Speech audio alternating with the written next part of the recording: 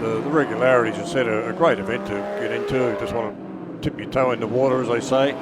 You don't have to race as such. It is against the time that you nominate to the timekeepers, and you've got to keep within as close as possible time as you have nominated. And I think, as Phil was saying, sometimes the mist comes over the eyes and we go a little bit too quick. Some nice cars. There's the Simpson Special with Ray Lewis in the wheel. A few of the little clubmans coming through there, a few variants. One of the Alphas there, car number 3. So a lovely collection of classics. Alpha, I suppose, not quite a classic yet, but the little Alpha Sud. Yeah, there'd be some Alpha fans that might dispute the fact that they're a classic. There's certainly a lot of passion around about the Alfa Romeo mark, and a lot of the various makes and models that they've brought out over the years. Well, Alfa have actually been very good to have a huge entry of Alphas in their race later on during the day, right at the end of the day, in fact, today. So, yeah, great to see the Alphas getting a good run. That will be something to look forward to, Ron? Absolutely, yeah, they'll put on a good run. Look at all the variants of the Alphas there, some of the front-wheel drive Suds, as you said, and some of the other newer variants of Alpha that are front-wheel drive, and some of the 105 series, the Alfettas and those sort of cars running. So a great collection of Alphas running today. We'll have a commentator coming up to give us a hand with that too, so they can fill us in with who's doing what, who's done the latest modifications and so on. I suppose we should use the line, that's not a car, that's an Alpha. Exactly right, yes.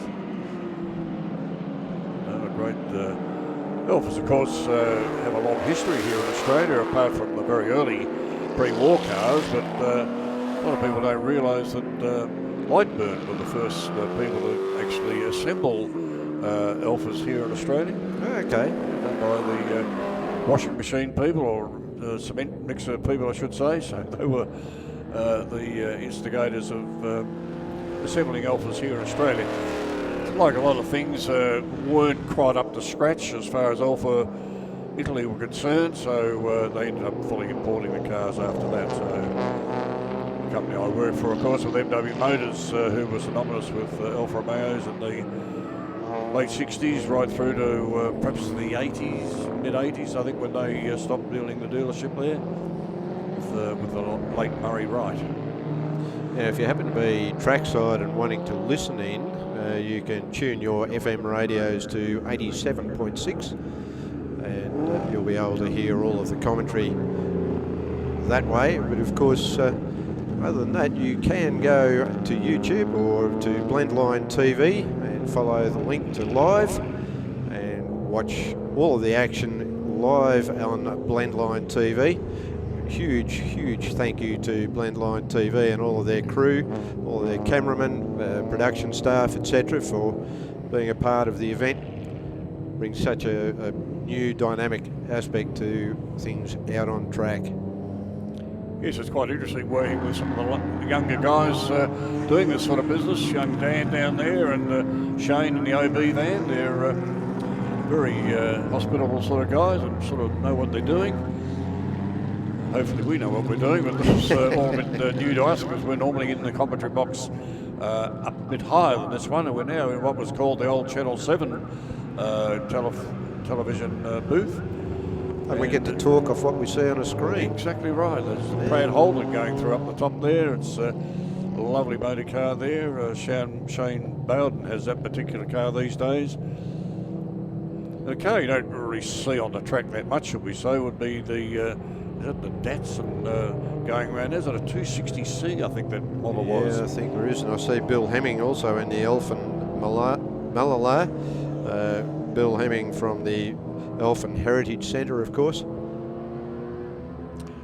Yes, Bill's got an ad, I think, running there for a trailer for sale. So I don't think he'll be taking any calls at the moment, or he shouldn't be. Probably not. No, he shouldn't be. Should be zero electronic devices in the vehicle. You're not allowed to have any timing devices on the dashboard of your car, or secretly hidden in the various compartments of your driving seat. No electronic devices. Well, of course, in the earlier days of Regularity, a lot of the cars were quite old cars which had clocks on the dashboard, and you actually had to tape the clock up so you couldn't see the face. So there we go. Lovely car coming. This is the SoCal Special. That's Louise Raper driving that car.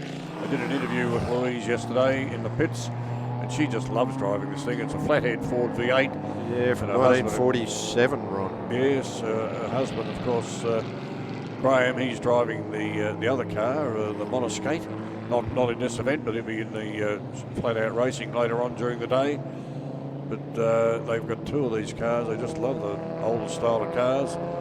There's some other nice cars, Silverstone, Healy Silverstone, and a number of other motor cars in their fleet. And they've even got an MX-5, which I sold, so they're pretty happy with that. So, yeah, great to see. Nice little, could be an MG Midget or a Healy Sprite going through there. And a Formula Ford also running in Regularity, so that's good to see. Yeah, it's a great event because you can run whatever car you like. You don't need a special circuit racing license to be able to go out there and compete.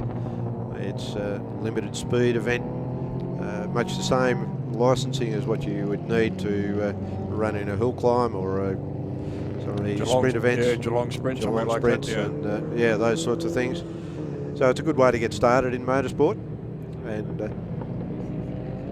we can. Yes, we're just seeing the times coming up now. Car 65 is McKee. Now they've nominated a 202, and by golly, they're doing a 202.682. That's about as close as you're going to get. That is. That's a very good time there.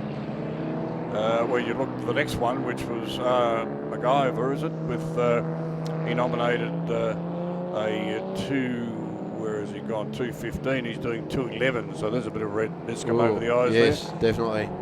Probably gone out earlier when the track was quite a bit damper and been sort of drawn in by a little bit less moisture on the surface of the track. Yes, if they hadn't competed here before in Regularity, the times would have been thrown out completely because they actually qualified in the wet. So you'd have a bit of a guess really what times we would be doing today. Exactly. But no, great to see car 92. Car 92, Frank Robertson in the Ford Millthorpe Special. There's been a couple of those versions of that Millthorpe Special. There's another one I think lives down in Tasmania somewhere. So there's a couple of these things around. Someone having a nice run round there, a little Ford Escort. And now there's a car you don't see too many of. That's a Datsun two-door. Datsun Bluebird, but a two-door from 1971, that car. That's a full import, that one. Yeah, absolutely, and a really gorgeous-looking little car. Whether he needs the wipers going. Not sure that he needs them at the moment. Hopefully, it's just to might not be able to keep the sleep out of his eyes, perhaps. Yeah. Because what happened in years gone by, of course, a lot of the, not so much the modern cars, but all the switches and things were down on the dashboard somewhere. If you've got a full harness seatbelt on, although you don't really need a full harness for Regularity, but if he does, because the car looks like it's been set up there, you might not be able to find the lever to switch it off. Yeah, you might be having a bit of trouble. I see it looks as if it's a car with plenty of stickers down the driver's side rear window there, so I suspect that they're scrutineering stickers from quite a few events. He's found the knob. He has. He's turned those off, and I think he's found the accelerator as well. Very common, can I just relate back to having driven minis in racing and so on, is on the mini dashboard, all the levers were down just about out of reach if you had a full harness seatbelt on. So we actually used to buy little rubber inserts that fitted over the top of the plastic switch, and that made it so much easier to grab. Yep. Now the checkered flag is out, and big thank you again to look at those officials there in the stand there eating his chips. Oh my word! Got to have some. Oh, a bit of sustenance there.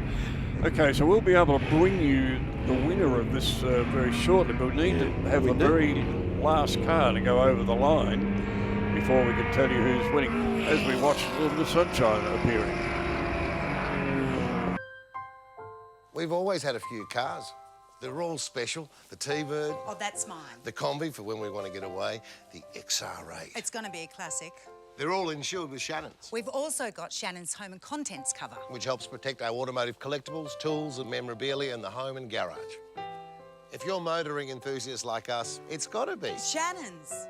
Shannon's, insurance for motoring enthusiasts. Call 13 46 46 for a quote. We all agree now is the right time to start making choices to support Aussie businesses, supporting Aussie families and communities. Well, from their humble beginnings in Melbourne nearly 100 years ago, Penrite now sit as a truly respected global lubricants brand across automotive and industry. And the best bit, it's still 100% owned by an Aussie family that employs Australians in Australian factories right here on Aussie dirt.